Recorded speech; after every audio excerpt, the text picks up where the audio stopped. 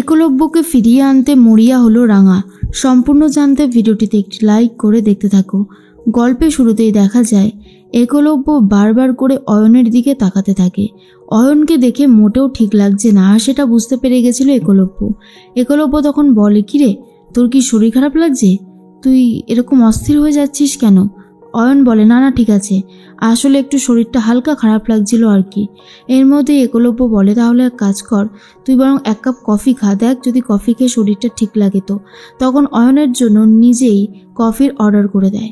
এরপর অয়ন ভাবে, আচ্ছা এই জিনিসটা করতে গিয়ে আমি রিস্কে পড়ে যাব না তো?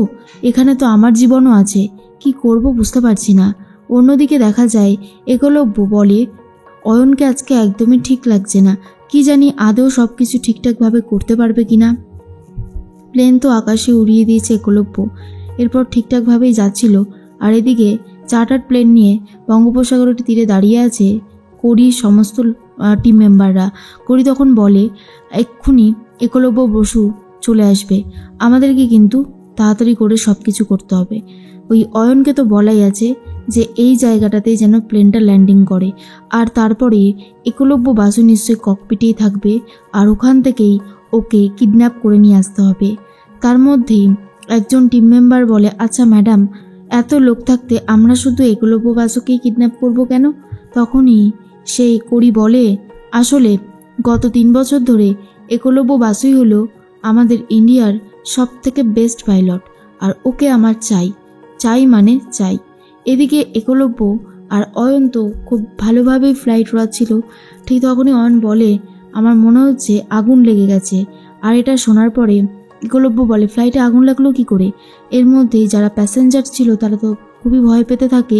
একলব্য তাড়াতাড়ি করে প্লেনটাকে ল্যান্ডিং করতে চায়, মেডে মেডে বলে চিৎকার করতে থাকে এটিসির সাথে। অন্যদিকে দেখা যায় রাঙা খাওয়া দাওয়া শেষ করেছে।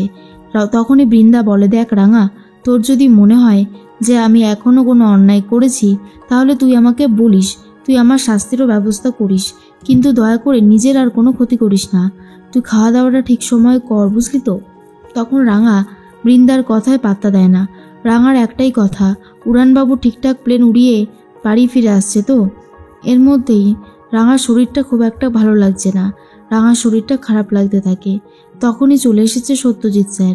সত্যজিৎ স্যার বলে, আমি একটা কথা তোমাকে বলতে চাই রাঙা, আমি অনেক কিছুই তো দেখলাম।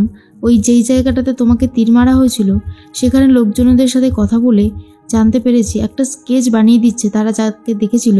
সেই স্কেচটা বানানোর পরে আমরা সেই মানুষটাকে খোঁজার চেষ্টা করব, আর তারপর দেখব কোনো ইনফরমেশন পাওয়া যায় কিনা।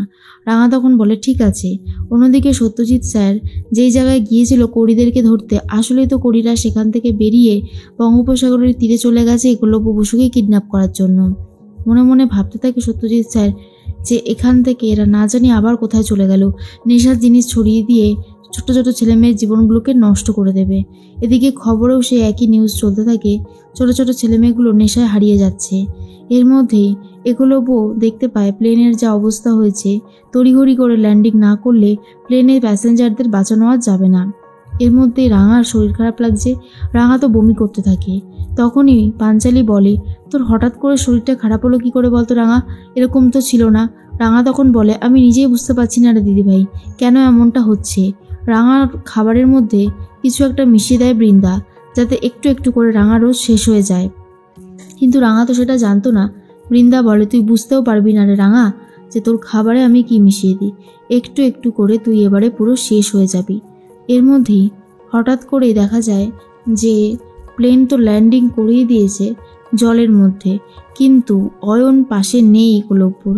একলব্য তখন অয়নকে খুঁজতে শুরু করে ককপিটে বসেই, কিন্তু কোনোভাবেই আর খুঁজে পায় না। এদিকে একলব্য অ্যানাউন্সমেন্ট করতে থাকে প্যাসেঞ্জারদের উদ্দেশ্যে যে আপনারা কোথাও যাবেন না, আপনারা চুপচাপ এখানে বসুন, একটু পরেই রেস্কিউ টিম এসে আপনাদেরকে উদ্ধার করবে। এর মধ্যেই দেখা যায় করির যে টিম মেম্বাররা ছিল তারা একলব্যকে কিডন্যাপ করেছে। এরপর খবরটা চারিদিকে ছড়িয়ে পড়ছে। তখন নবারুণ প্রমিতাকে গিয়ে খবরটা দেয়, সর্বনাশ হয়ে গেছে বলে চিৎকার করতে থাকে। প্রমিতা তখন বলে, কি হয়েছে, তুমি এরকমভাবে চিৎকার করছো কেন? নবারুণ বলে, আজকে আমাদের আক্কু যেই ফ্লাইটটা ওড়াচ্ছিল সেটাতে আগুন লেগে গেছে। তড়িঘড়ি করে বঙ্গোপসাগরের তীরে সেই প্লেনটাকে ল্যান্ডিং করিয়ে দিয়েছে। আমাদের আকুর কোনো খোঁজখবর নেই, এখনও হতাহতের কোনো খবর পাওয়া যায়নি। শোনা মাত্রই রাঙা ছুটে একেবারে নিচে চলে আসে খবর দেখবে বলে, কোনো ইনফরমেশন আছে কিনা সেটা দেখবে বলে। তখন ময়না বলে, এ কি, সবাইকেই তো রেস্কিউ টিম বার করছে দেখা যাচ্ছে, আমাদের একলব্য কোথায়? তাকে তো দেখা যাচ্ছে না, তাকে তো আমরা কোথাও খুঁজে পাচ্ছি না, দেখতে পাচ্ছি না। এরপর রাঙা খুবই কান্নাকাটি শুরু করেছে। রাঙা তখন ভাবে, উড়ানবাবু ঠিক আছে তো? প্রমিতা রাঙা খুব কান্নাকাটি করতে থাকলে নবারুণ বলে, আরে তোমরা থামো, ও নিশ্চয়ই ককপিটেই অপেক্ষা করছে, ও ককপিটে রয়েছে, কোথায় আর যাবে?